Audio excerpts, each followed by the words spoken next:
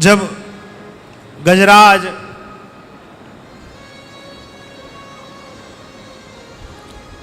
अपने पूरे यूथ के साथ, पूरे कुटुंब के साथ सरोवर में स्नान करने गए, सरोवर में स्नान करने गए। अब हुआ क्या, जब सरोवर में स्नान करने लगे तो सामने अपना भरा पूरा कुटुंब देखा। ये मेरी पत्नी, ये मेरा बेटा, ये मेरा पौत्र, ये मेरी पौत्री। जब पूरे कुटुंब को देखा तो गजराज का मन वहीं लग गया। अब आए थे जल पीने, स्नान करने, अब उसी जल में अटखेलियां करने लगे।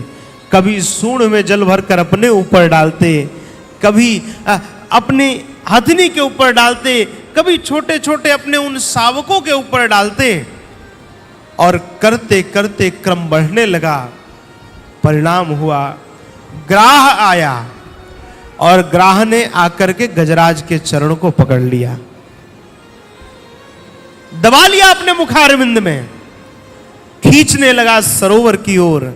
कभी गजराज ग्राह को खींच कर लाते हैं, कभी ग्राह गजराज को पकड़ कर ले जाता है। ये युद्ध चलने लगा।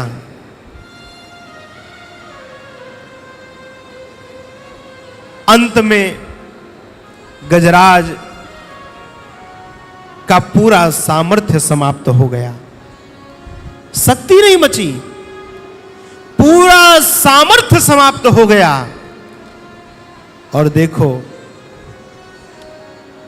जीवन में जब भी संकट आए, परमात्मा की शरण लो। परमात्मा ही प्रत्येक समस्या का समाधान करेंगे।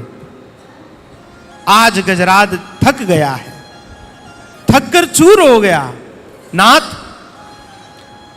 नमो नमस्ते खिल कारणाय निष्कारणाय अद्भुत कारणाय,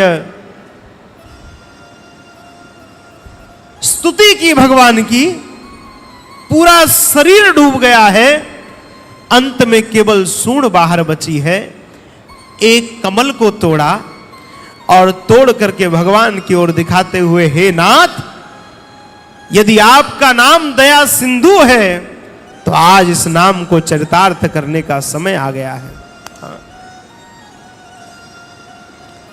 और महाराज, भगवान ने जैसे ही देखा, दौड़ पड़े भगवान, आए और आकर के भगवान ने अपने सुदर्शन को छोड़ा। सुदर्शन आया और आकर के सबसे पहले ग्राह की मुक्ति की, ग्राह के मुख को काटा और तब गजराज को भगवान ने बाहर निकाला। अब मुझे जो कहना है वो विषय यहां पर है। भक्तों ने पूछा, प्रभु आपने पहले गजराज को ग्राह को मुक्ति दी और ग्राह को मुक्ति देने के बाद तब आपने गज को उबारा, कारण क्या है? तब भगवान ने कहा, देखो, गजराज मेरा भक्त है, गजेंद्र मेरा भक्त है, और ग्राह ने भक्त के चरण को पकड़ रखा था जल के भीतर। तो भक्तों ने कहा कि प्रभु इसका क्या तात्पर्य?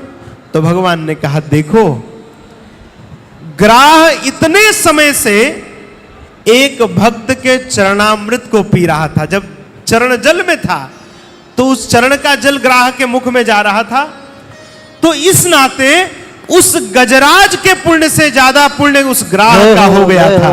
इस नाते सबसे पहले मैंने ग्राह को उबारा और तब गजराज को उबारा है। इतनी चरण महिमा है।